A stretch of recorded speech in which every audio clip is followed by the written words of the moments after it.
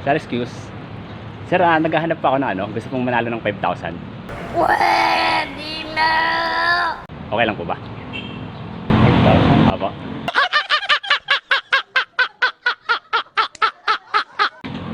Okay lang po ba, sir?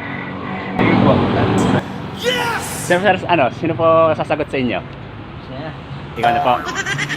Okay, sir, naghahanap pa ako ng ano, gustong manalo ng 5,000. Ngayon po, may tatlo lang akong katanungan na kailangan niyo pong masagot yung tatlo na yan para pumapa sa inyo itong 5,000 pesos. Sana all. Okay lang po.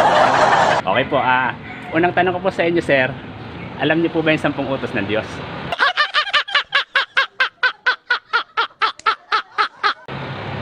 Ano lang po, konti lang. Konti lang po. Ano-ano po, sir, yung mga alam niyo? 10 utos ng Diyos. Huwag makiapin. Sumasagot! Okay, number 1 yun. Ano yan? Hindi ko na po obsado. Hindi niyo po kabisado. Oo. Okay, sir, ganito, sir, ano? Meron pa ako rito papel, naglalaman po siya ng 10 utos ng Diyos. Ang gagawin niyo lang po siya, babasahin lang po, sir. Okay lang po? Okay. Sir. Pakibasa po, sir. Wag. Wag. Huwag mong subukan. Huwag kayong sasamba sa mga Diyos-Diyosan. Okay. Huwag kayong gagawa ng mga Diyos-Diyosan. Okay po. Huwag niyong gamitin ang pangalan ko mula sa walang kabuluhan. Okay. Sundin niyo ang araw ng Pamamahinga. pamamahinga Okay po. sa araw ng linggo. Okay. Igalang niyo ang ama at ina. Okay. Huwag kayong papatay. Okay po. Huwag kayong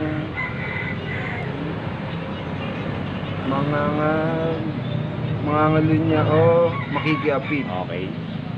Huwag kayong magnanakaw. Okay. Huwag kayong sasaksi sa mga sinungalingan. Okay. Huwag kayong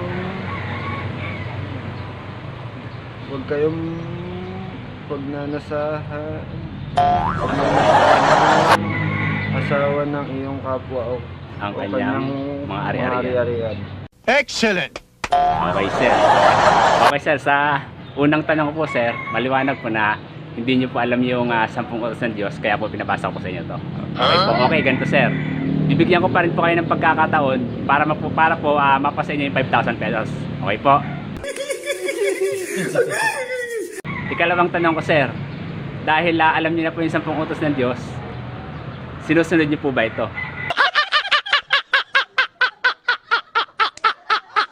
Opo.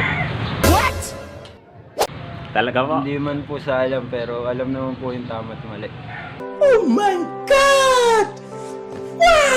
Paano po nasabi na sinusunod niyo po yung 10 utos ng Diyos? Yung huwag sumamba sa mga Diyos-Diyosan. Okay. Tsaka yung huwag makiapid sa mga meron na may mga asawa. Meron may ari-arian. Okay po. Huwag magnakaw. Okay. Tsaka ano yung gumagawa ng mga Diyos-Diyosan. Yan. Okay po. Tsaka yung yung pumatay. Buwatay. Wow! Yan. Wow! Wow! Kahit hindi ko kabisado sa utos ng Diyos, alam ko naman yung tama at mali. Sinungaling ka! Sinusunod niyo po? Opo. Okay po. Sir, ganito, no? Doon po sa Lumang Tipan, ang ating po mga ninuno sa Eva at Adan, nagkasala po. Okay po. Lumabag po sila sa kautusan. So yung kasalanan po ni Eva at Adan, nama na po natin at nanalaitay po sa ating mga dugo. Okay po. Ngayon, doon po sa Bagong Tipan, sabi po ng Romans chapter 3 verse 23, ang lahat po ay nagkasala at wala pong nakaabot sa kaluwalhatian ng Diyos. Okay po, lahat po nagkasala. Ngayon po, sabi po doon sa Romans chapter 6 verse 23, ang kabayaran ng kasalanan ay kamatayan. Okay po, ngunit ang kaloob ng Diyos ay buhay na walang hanggan. Okay po, maliwanag po, sir, na lahat po tayo nagkasala at lumabag po sa 10 utos ng Diyos. Wala pong nakasunod doon. Okay po. Okay, ganito, sir. Ngayon po, bibigyan ko pa rin po kayo ng pagkakataon para po mapasa inyo itong 5,000 pesos. Okay po. Huling tanong na lang po. Dahil po hindi po natin sinusunod ang 10 utos ng Diyos, sa tingin niyo po ba, sir, pag namatay kayo, ligtas kayo? Sa Paano po ligtas na Ligtas. Dahil hindi po natin sinusunod yung 10 utos ng Diyos, nagkasala po tayo. Sa tingin niyo po, yung kaluluwa po natin pag namatay tayo, ligtas po ba tayo? para sa akin po sa akin po hindi. Hindi. Okay po. Maliwanag po kasi sinasabi sir ng Bible na lahat nga po ng tao nagkasala. So may tendency na tayo po ay mapunta sa dagat-dagatang apoy ng impyerno. Okay po. Kasi ang sabi po sa Bible, lahat po ng nagkasala ang naghihintay ay doon po sa dagat-dagatang apoy.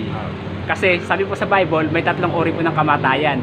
Ito po yung number 1 na physical na pagkamatay ng ating mga katawan. Okay po.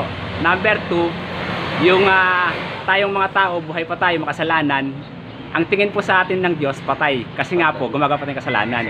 At pangatlo po, katlong kamatayan, yung ating pong kaluluwa doon po sa dagat-dagatang apoy. Maliwanag na, hindi tayo makakapunta sa paroonan sa langit. Mahiwalay po tayo sa Diyos doon po sa dagat-dagatang apoy. Okay po. So sir, maliwanag po na hindi po natin nasagot yung 3 katanungan ko. So hindi niyo po nakuha yung 5,000 pesos. Okay po. Maraming salamat po sir. Thank you po. God bless.